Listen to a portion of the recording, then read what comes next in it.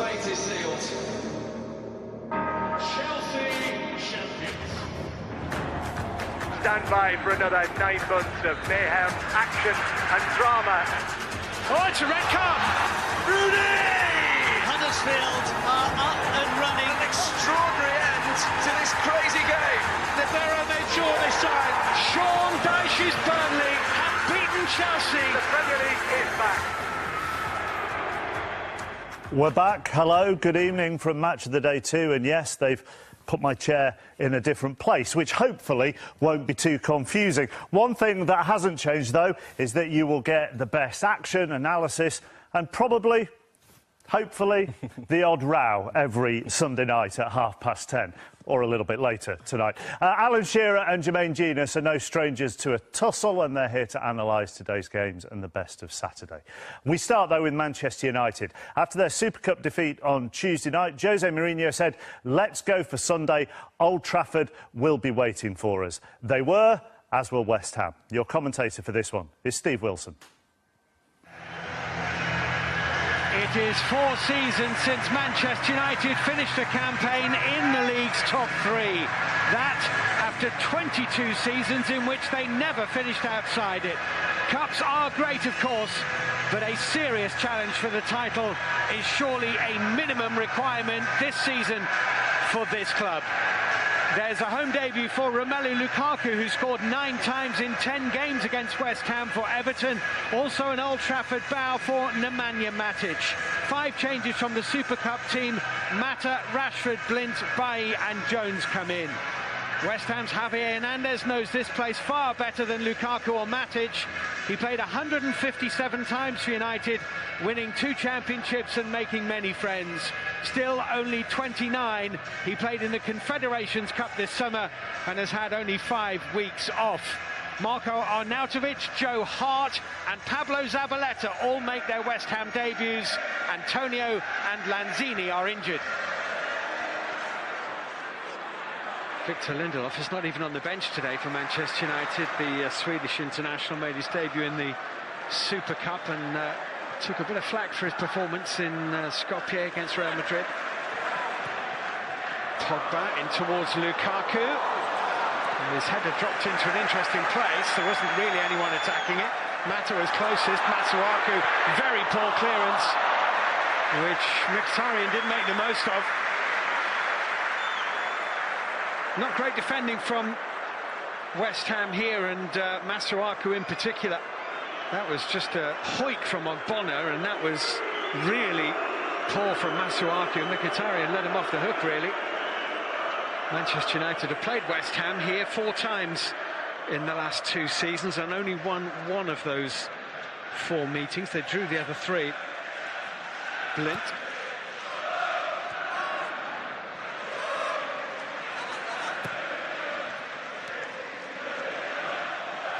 Noble. Free kick has come against him and is taken quickly from the wrong place by Daley Blind. Mkhitaryan through to Mata. Hart comes, makes the block. Ball is still in play. Might well be in the net in a minute. Well, West Ham have managed to thrash it away through Zabaleta with Lukaku and the Stretford end. United in complaint. Martin Atkinson allowed them to take the free kick quickly from the wrong place.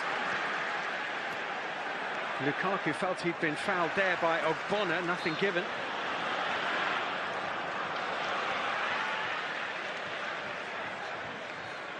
Pogba. Great little run, beautifully found. Mata square. Well covered Ogbonna. Brilliant run by Mata, superbly found.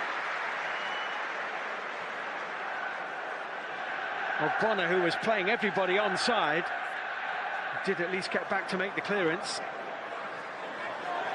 Blint with this corner kick. Pogba's gone down again in his run to the near post with Ogbonna. Manchester United have another corner. It's played short to Mkhitaryan. Good ball in. Hart's come, patted it only into the danger area, really. Valencia. Whistle's gone. West Ham have a man down. It's Winston Reid who is down there. Well, Pogba keeps making this run, and Ogbonna is making it with him. And he's trying to alert the referee to the fact that Ogbonna did have his hands around his waist. And flying Lukaku landed on top of Winston Reid.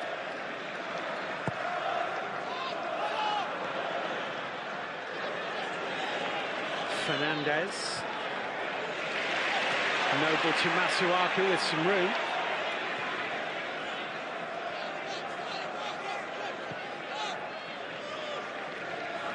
Obiang met by Matic. The block has taken it to Rashford. Manchester United can break. They've got 5 in this counter-attack. West Ham struggling to match them for numbers. Rashford to Lukaku. 1-0.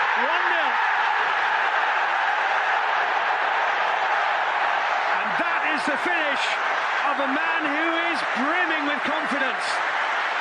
It's a tremendous finish from Romelu Lukaku. Lightning counter-attack from Manchester United.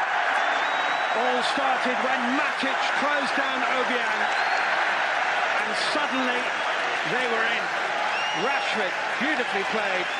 How about that for a finish from Romelu Lukaku? Manchester United 1, West Ham United 0. No surprise about the man who scored the goal, and no surprise that Manchester United are in front. It's been coming. Mkhitaryan.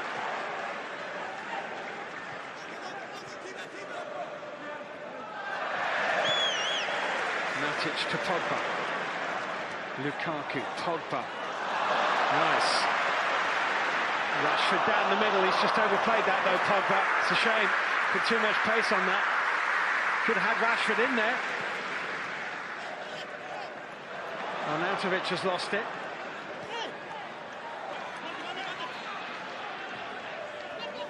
Good determination from the Austrian. He's found Edmilson Fernandez. Now Noble. Now Hernandez. Now Andre Ayew. Might create something here, West Ham.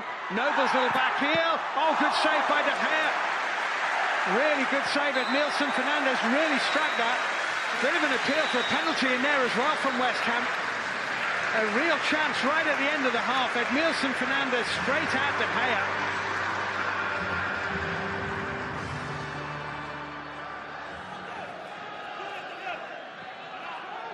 Pogba used his strength to get away from Mark Noble. It's a lovely ball into Rashford. Mkhitaryan in the middle. And Rashford decided not to use him, but couldn't find the target. Going for Carl, but I don't think he really got any. Ogbonna. Obiang round the corner. Masuaku. Delivered. But straight to De Gea, and De Gea releases Rashford. Mkhitaryan, Lukaku and Pogba, who's made a great run in this counter-attack. Rashford flattened by Zabaleta, who stood his ground and waited for the impact.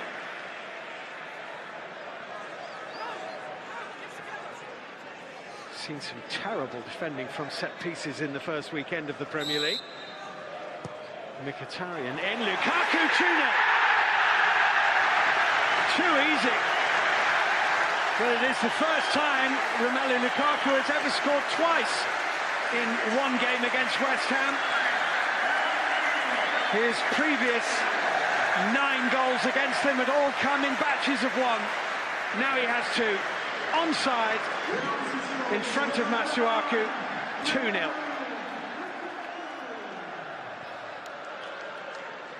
Noble.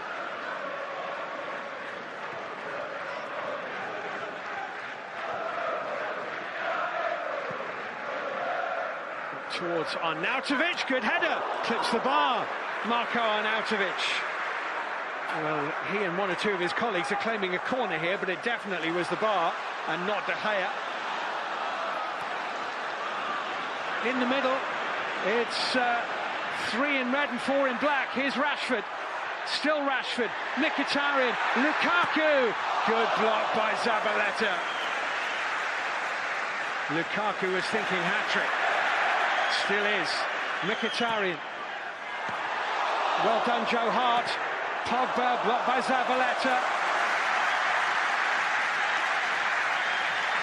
What odds on Lukaku completing a home debut hat-trick? Well, you may remember Manchester United spending a lot of money on another forward from Everton, and he scored a hat-trick on his home debut against Fenerbahce in 2004. That was Wayne Rooney. This is Romelu Lukaku. Play on, says the referee. Matic has it, Mkhitaryan is down. Lukaku. Rashford.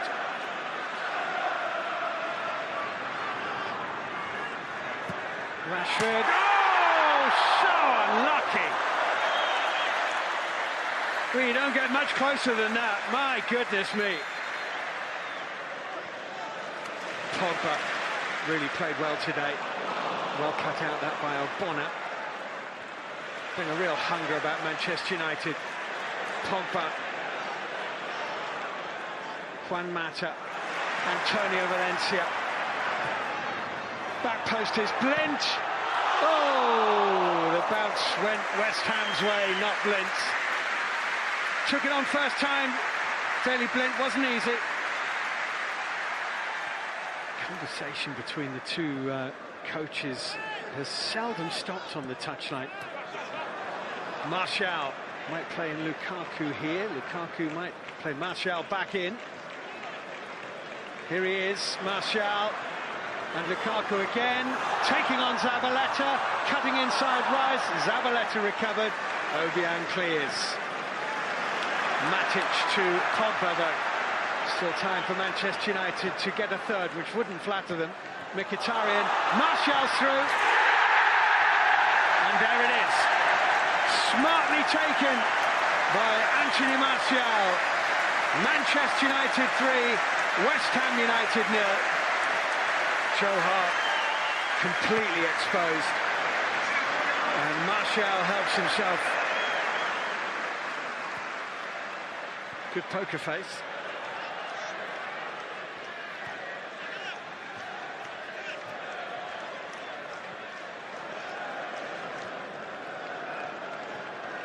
Martial.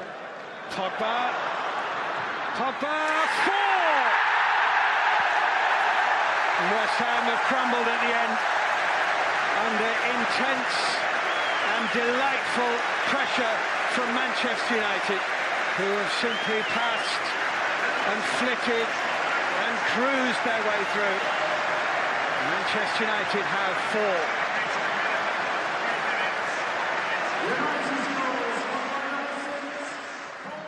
It was a good performance with confidence levels very high, with the team coming to the second half, winning 1-0 and playing to score more goals and playing to win in a more comfortable way. And I think it was a very positive performance with a good reflection of the confidence levels we have. We have to admit that they were better than us in all departments of the game. They were better with the ball. They were better off the ball as well. They were better in 50-50 challenges and duels. And on top of that, if you make those kind of mistakes like we made, it's a disaster result for us, 4-0. We have to be tough on ourselves. Some of those mistakes we caused them ourselves. So coming here, you have to sort of minimise your mistakes and try to work your way up from there. But today they were the far superior team, and they outclassed us in every aspect of the game today. Everybody's working hard to be in the starting lineup, and Marcus had a great game today. He was really one of the top performers, and then Anthony came in, did really well, and he scored the goal. So everybody's fighting for the spots, and it's a positive problem for the manager. You had Matic and Lukaku making debuts today at Old Trafford for United, and both of them did exceptionally well. They improve our team, and also the way we work and the way we spent last season, because last season was an accumulation of experiences for us. I repeat, I think we have conditions to be a better team this season than we were last season. Are you aware that you've now scored 11 times against West Ham in your career in England? That's quite something. Yeah, I had a good feeling before the game. Playing it cool, is it? We'll come on to him in just a moment, but how would you describe that performance from Manchester United? Dominant?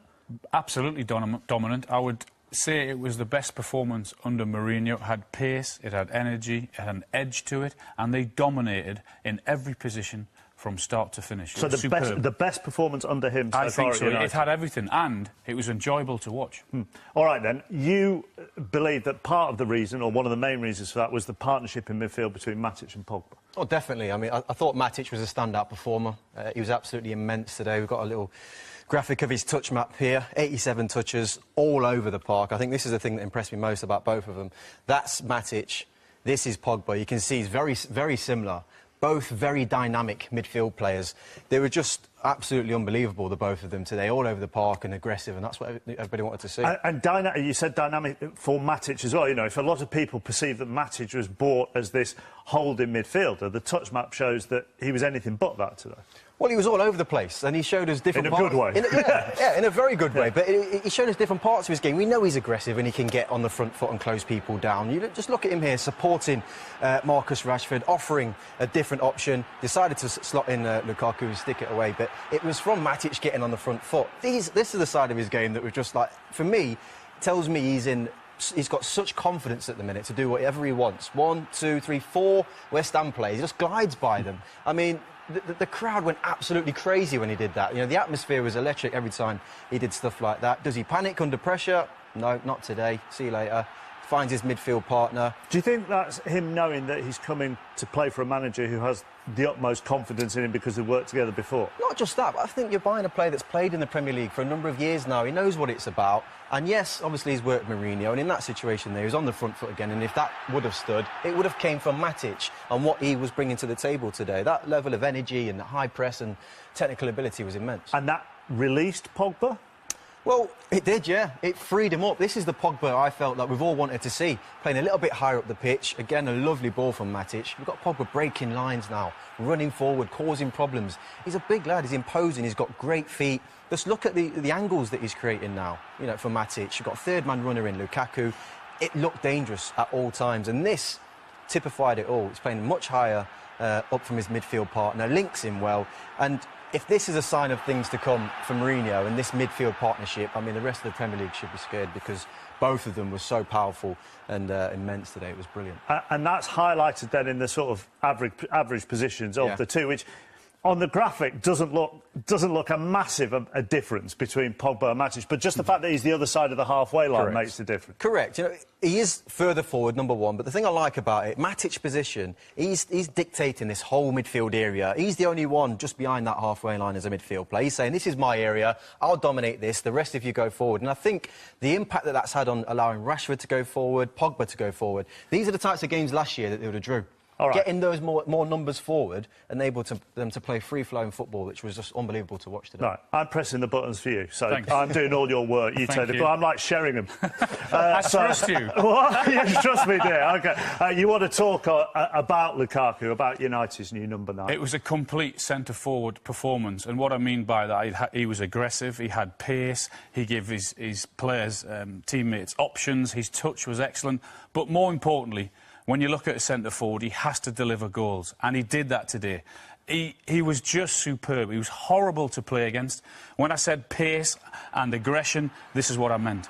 He drags his team forward here. He's inside his own half here. Look, he's actually going that quick. No one can keep up with him and get in the box, so he has no option here. He tries to whip it across, but he gets the corner, and he's dragged everyone forward there. This is knowing your players. Juan Mata, in 2 or 3 weeks' time, knows that he's got to get in there. He can't hang back because he will win his fair share of headers at the far post. And you can see him there telling them to get in there. This I love. Look where he's pointing. He's demanding where that ball goes from Rashford. It's a brilliant ball in. What one hell of a finish that is. In off the post, left foot.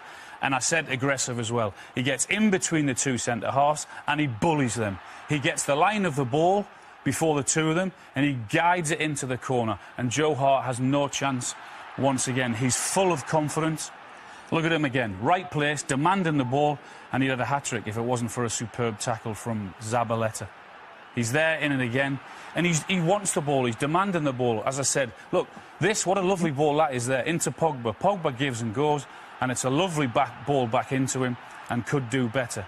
There's actually 5 or 6 guys around him here, defenders, trying to take this ball off him. Give, go, gets it back in there. eventually they do get it away from him. But I think what they had last year with Ibrahimovic is a very good player, but someone who's coming to the end of his career. What they've got now in Lukaku is they've got a guy, 24 years of age, who's into his prime, who has been around in the Premier League for 5 years, with West Brom, with Everton, who has scored goals every season. Now, I think he can go on to the next level now. He'll get more chances playing in a better team.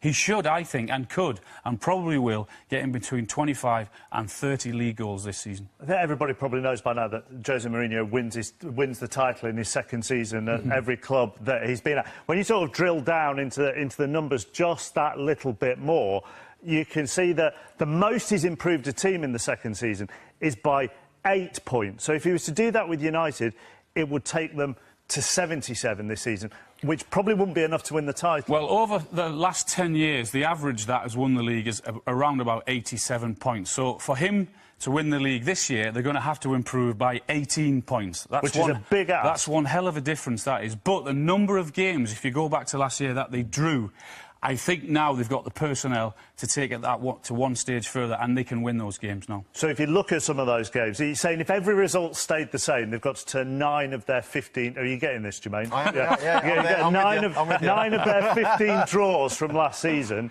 into wins. They've already done one with West Ham. When you look at those games they drew last season, are there enough there that they... Well, they're doable. Right. Obviously, they're doable. I think they know themselves as a club they drop far too many points with draws, and that's what Lukaku has been brought in to rectify. And I think today was a clear example that 18-point gap that they've got to try and fill, it's achievable. And also... That 18-point gap that they've got to try and fill, it's achievable. And also, it wouldn't surprise me if they're not overdone in the transfer window just yet. It wouldn't surprise me if they brought another at least addition. One more in. OK.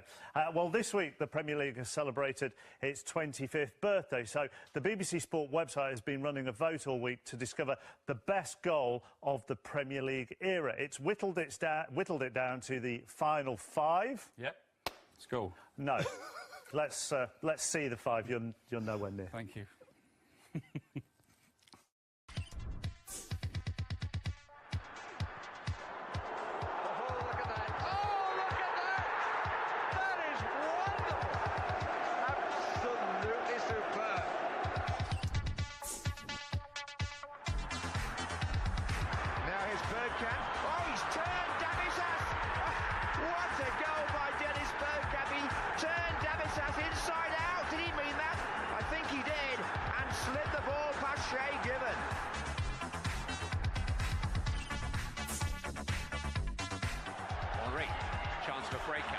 To his right, Bergkamp to his left. They'll do well to catch up with Thierry Henry, though. He stripped it away from Carr. Henry! What a fabulous solo goal by Thierry Henry. It was a goal that is special even by his standards.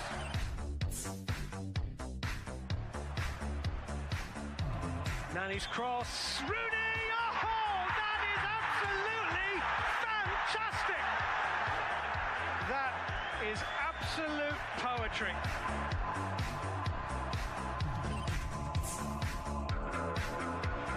Wilshere goes for the 1-2. Giroud off to Wilshere, back to Giroud, into Wilshere. It really is such a simple game when simple football is played so exquisitely. And we will reveal the winner before the end of the programme. Next for us, though, we're going to go to last season's runners-up, Tottenham, who travelled to promoted Newcastle United, who have history at this level. Newcastle United have been promoted back to the Premier League at the first attempt. Newcastle United is a big club that we have to manage now, maybe the expectations. The best way to go as high as you can in the table is to stay calm.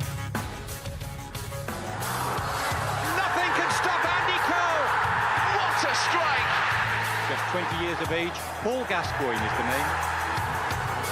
It's Faustino Asprilla. Fantastic goal by Wiki1. Something special to light up St James's. Fantastic goal from Alan Shearer. I think we have everything ready. The fans ready. The stadium, the city is ready. So we'll have to perform, starting with Tottenham. So some St James's Park legends there. Can some of the 2017 team write themselves into the history books? They start against Tottenham in the company of Guy Mowbray. The old names forever revered here, but as often seems the Newcastle way, it's a lack of notable new names to take on the Premier League again that's troubling many, Rafa Benitez included. He has got two in his match one team, though. Javi Manquillo, who was relegated with Sunderland last season, and centre-back Florian Lejeune, signed from the Spanish side, Eibar. And as a St James's season should never start without a number 9, it matters that Dwight Gale has been past fit to play. There are no new signings in the Spurs team, or indeed the squad, with less than 3 weeks left to do transfer business. They do have an old name with an added extra, though. Goodbye, Kyle Walker. Hello, Kyle Walker-Peters. It's a debut for the 20-year-old, and a welcome back to Tyneside for Moussa Sissoko, just not a particularly warm one. Newcastle United are back in the biggest league. And they've got their season off to a suitably noisy start in front of their home supporters. Beautiful Tyneside afternoon.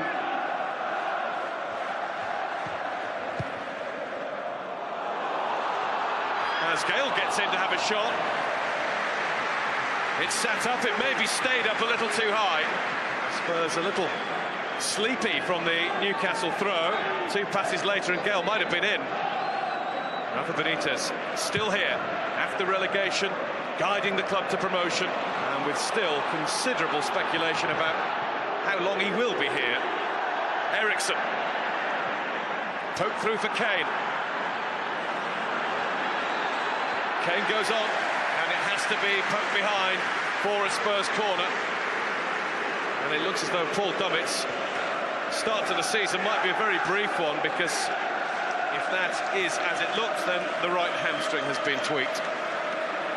And Rafa Benitez is not hanging around. Club captain Jamal Lascelles is going to come on. Having had a curtailed pre-season himself, he's only played 90 minutes in the warm-up games. Had a hernia operation at the end of last season. But Dummett's day is done. Already. 6.5 minutes in.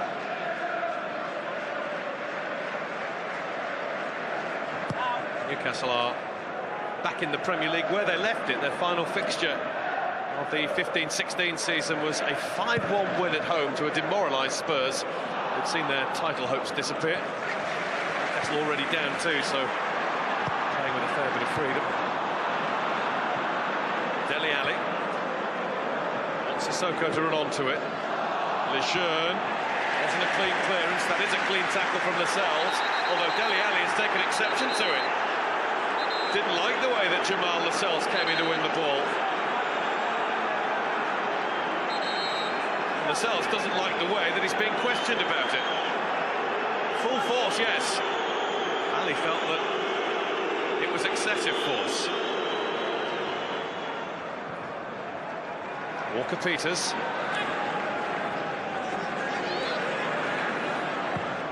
Good work from Kyle Walker-Peters. Sissoko got something on it, but I need to put it in the air, and it was catching practice for Elliott. Good ball out from Rob Elliott. Jose Perez onto it. Dyer after him. Atsu has steamed past. Now trying to get past Dembele, and Newcastle have got a corner. They swiftly move from one end to the other. And it was thanks to Rob Elliott's awareness with the quick bowl out down the touchline. Ritchie, Clark, should be one for Lloris, and it is. And he can get it out quickly to Eriksson now. Sissoko will run past, Kane will run through the middle. Sissoko. Eriksson. Eriksson trying to lift it through for Dele Alli. Davis. Eriksson. And he's beaten Elliott, but he's just beaten the post as well.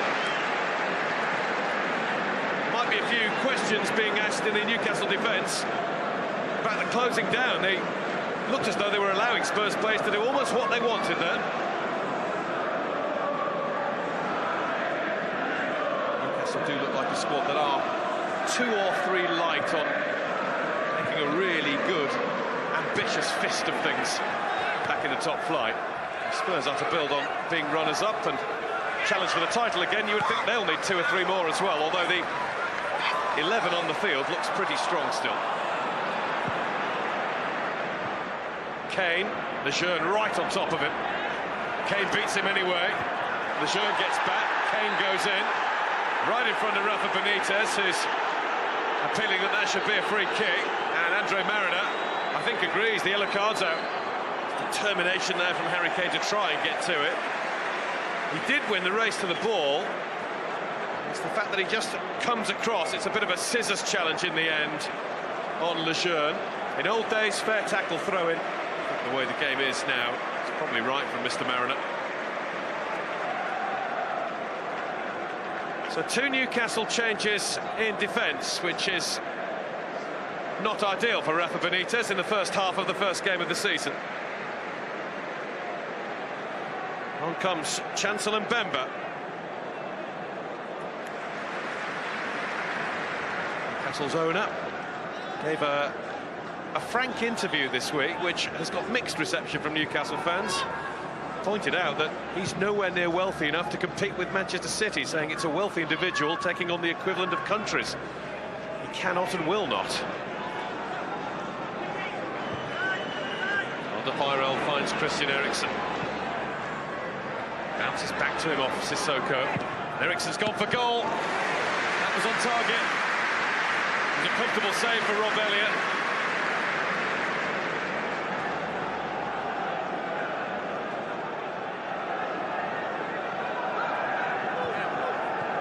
Dele Alli.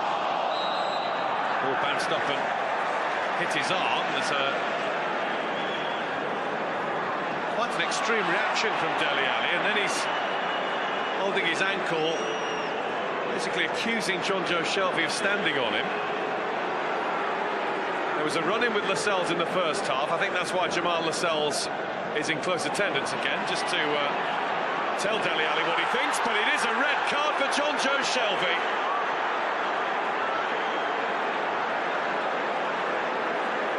Goodness me, hardly a soul in the ground thought that was coming. Ali overreacted to having a handball decision against him. He does stand on Dele Alli. It's not a stamp, it is a stand. He knows exactly where he's putting his foot, and it is right under the nose of the referee, who saw it clearly.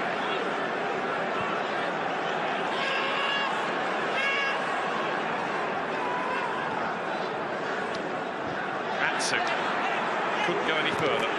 Dele Alli, he's been taken there. That was a clear one. The advantage is with Spurs. It's Sissoko. Can't go any further. Cleared by Lascelles. Dele Alli is still down. He's rolled himself off the pitch. Possibly getting a little too close to some irate Newcastle fans. Here's Eriksen. Andre Mariner is going to take action against Matt Ritchie as soon as the ball goes down.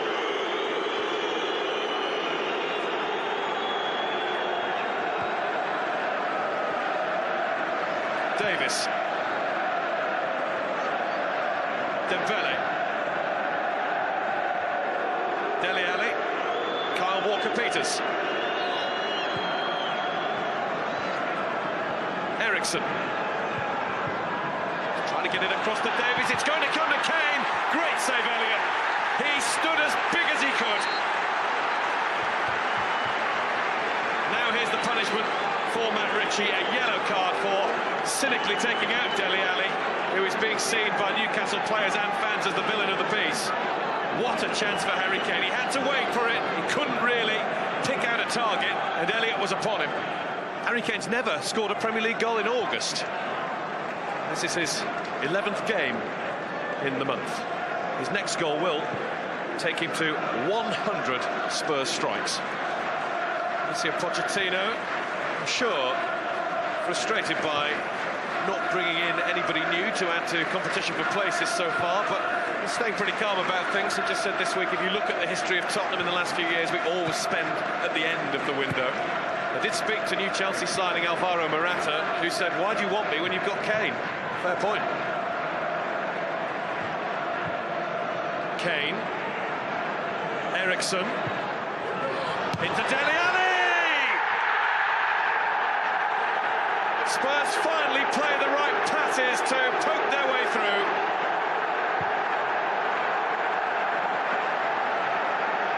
Dele Alli is off the mark in game 1 of the season. Eriksen, he saw the run of Ali. He knew where he had to put the ball for him to get onto it. And Ali knew how to steer it when he had a look at where Elliott was going. Newcastle United 0, Tottenham Hotspur 1. Could be a first today. Rafa Benitez, in his time with Liverpool, Chelsea, has never lost a Premier League home game against Spurs, winning 5, drawing 3.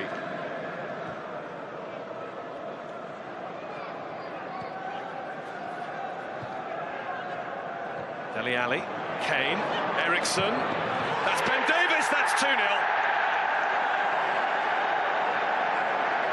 And that is all 3 points pretty much guaranteed for Tottenham Hotspur. Nice touch from Ali, Kane to Eriksen, there's the good fortune, it bounced back from Mbemba to Eriksen. Looked as though the move had broken down there, and it kind of stumbled against Eriksen's boot and rolled for Ben Davies, who had gambled into the box with his run. It's a fine finish from the fullback.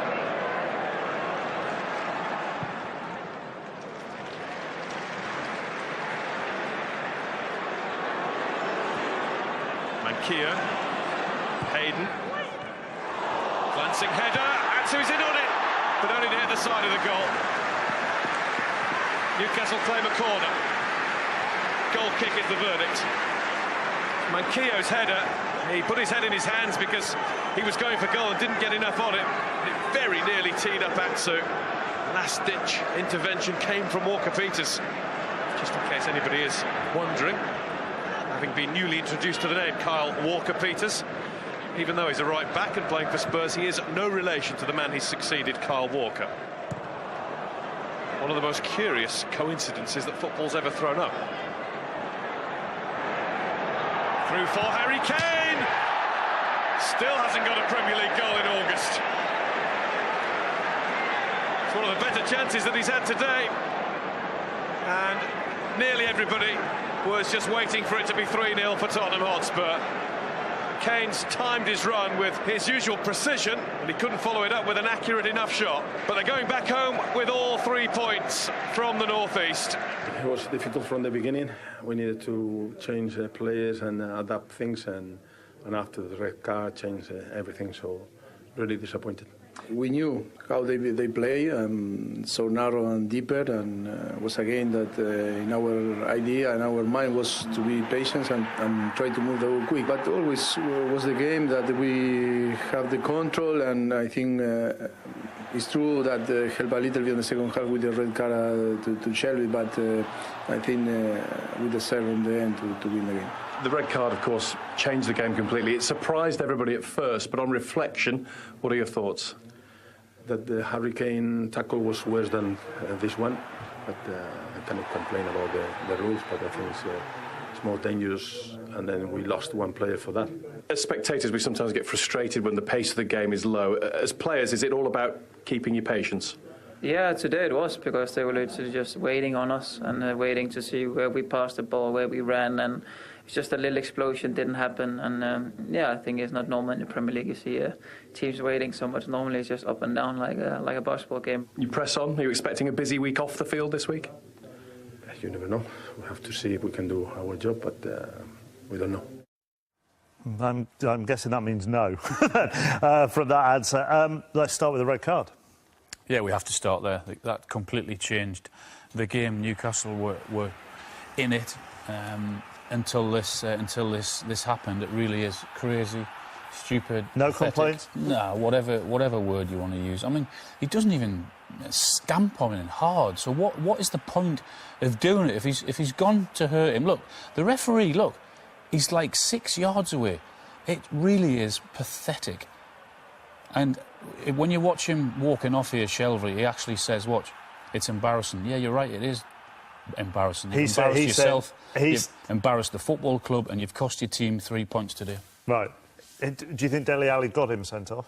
No? No, I don't. Why should Dele Alli look after him and try and protect him? He's stood on him on purpose. You can't then expect some help off him to say, well, no, you didn't do that. He did it. He's got to accept responsibility and take the blame. Rafa Benitez, in that post-match interview, compared it to Harry Kane's tackle. You think they're separate incidents, really, and you would more compare Kane's tackle to Richie's tackle? Absolutely. When I saw Harry Kane's tackle at match speed, full pace, I thought the referee got it right with a yellow card.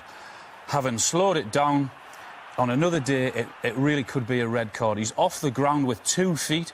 He gets the ball, yes, but he also takes the opponent out, and it's dangerous. And I think he's very fortunate not to get a red card there. On the other hand, with Richie's tackle on Dele Alli, again at match pace, I thought the referee was right. Slowed it down. I think he's still correct, and that is a yellow card offence. Yeah. So, but they are different. Oh, they're very different. I mean, they're very different. One is going for a tackle for the ball and mistimed. The other one is a blatant standing on someone. So yes, that is without doubt a red card. Last Newcastle player to be sent off on the opening day of the Premier League season at St James's Park. Yeah. That was a terrible decision. Do you know what I thought it might have been? Uriah Rennie. That was Uriah Rennie's fault, wasn't it? No, wow. Although you've been sent off for Newcastle away on the opening day of a Premier League season. Yeah, so the perfect guest for today. Look at Christian Eriksen's performance then. Let's focus on a positive. Well, look, I think it was a poor first half, I thought, from Spurs. It was slow, but Eriksen was one of the players that was really busy and at it. Look at Dele Alli's reaction here when Eriksen picks up the ball. He's one of those players, Eriksen, where you know he's going to deliver it right on the money. So you're prepared to make those runs over and over again, knowing that you're going to get great delivery, as he did with the free kick there. Harry Kane could have done better. I had to chuck this bit of skill in because it was absolutely sensational. Look at this little flick over Kieran Clark's head. Sorry, Kieran, I had to chuck that one in. Absolutely brilliant. But he was playing with he was a level above everybody else that was on the pitch today. Little one touch here. Again, when it comes into him, look at Dele Alli's reaction. He's already on his way. He's the only one on the move. Newcastle players standing and watching. He knows for a fact that ball's coming straight to my left boot, and he delivers right again on the money. Little luck, as we said. And the quality that he possesses, he doesn't try and overhit it, puts it right on the spot. And that was Dele's first goal. And he was obviously involved in the second goal as well, picking up these positions throughout the whole game. Just in areas where midfielders would find it difficult to get hold of him, comes to life, gets a little bit of luck. And Ben Davies sticks it in the back of the net. And, for Maurizio Pochettino, great start, but more so for him, Christian Eriksen. I mean, it was a sensational afternoon. Not that I want to worry Spurs fans or anything, but all the focus is on Coutinho being linked with Barcelona, but there have been rumours that they're looking at him as well. Well, rightly so. You have to look at Christian Eriksen's progression, and it's very similar to someone like Luka Modric. He had obviously a good time at Ajax. Christian Eriksen, as a young player, came to Spurs, and he's developed into a player now of importance, where you can see the big clubs like Real Madrid and Barcelona will be circling soon. Both clubs trying to live within their means at the moment. Just a line on Newcastle and Rafa Benitez. He didn't say what they might be doing this week off the field. You interviewed him this week. There is frustration there. Should they be doing more? Yeah, absolutely, and they need to do more. Otherwise, it'll be a long, hard season for them. He still needs reinforcements. He knows that. He's been in for players, and he's lost out on players because they missed the boat. Other clubs have got in there and they've messed around and not done their business. But they definitely need another 2 or 3 players.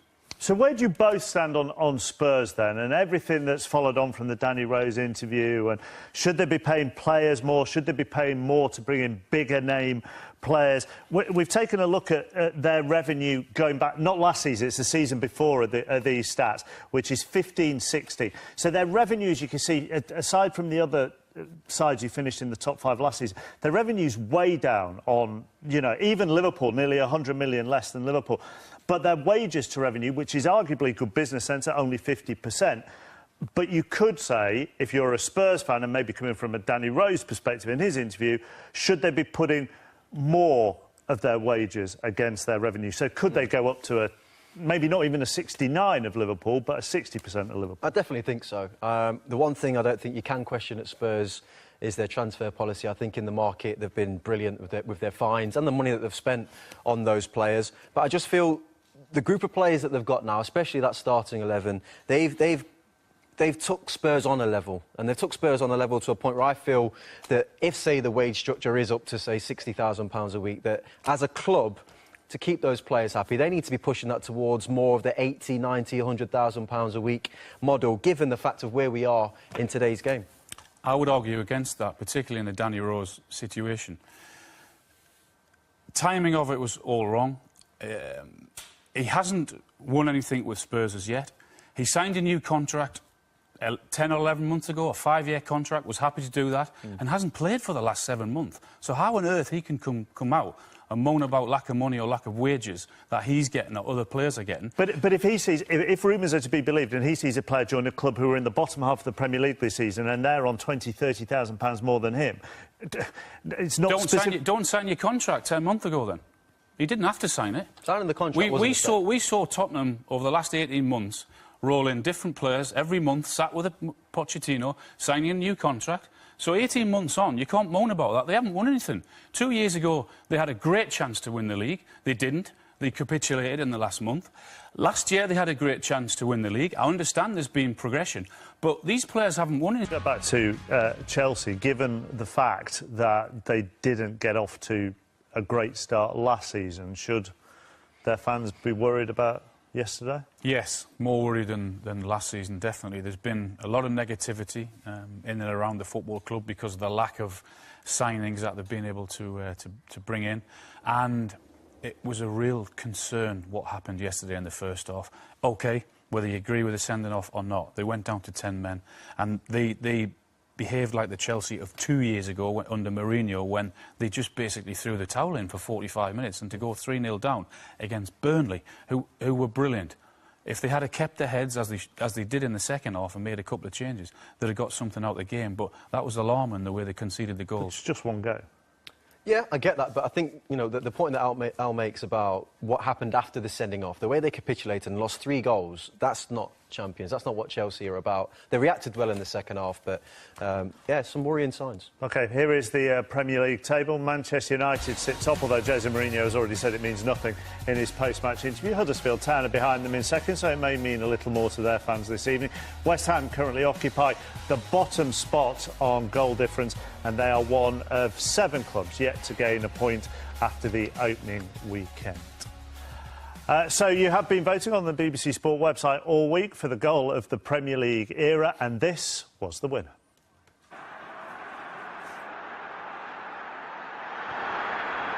Now here's Bergkamp. Oh, he's turned Davisas. Oh, what a goal by Dennis Bergkamp. He turned Davisas inside out. Did he mean that? I think he did. And slid the ball past Shay Given. You had a very close-up view of that, didn't you? I don't mean now looking at the screen, I mean actually in the game. I was in absolute shock. Could not believe what I saw. Unbelievable. Right then, let's end with 2 good, 2 bad.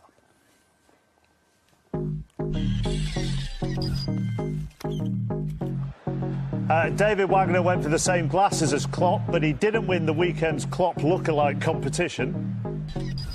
City historians appreciated David Silva's new look. Not great when the mascot leaves you hanging. We're incredibly grateful that hole wasn't bigger. I think the cliche is good feet for a big man. Now, Jones desperately wanted Martial to enjoy his goal. What's this? Smile? Smile? He got a smile eventually. Sir Patrick Stewart provided the photo of the weekend. And speaking of elderly gentlemen posting pictures of themselves, Alan Shearer's birthday present from Ian Wright was that hat. Happy birthday for today. Thank you very much. Thank you. Right.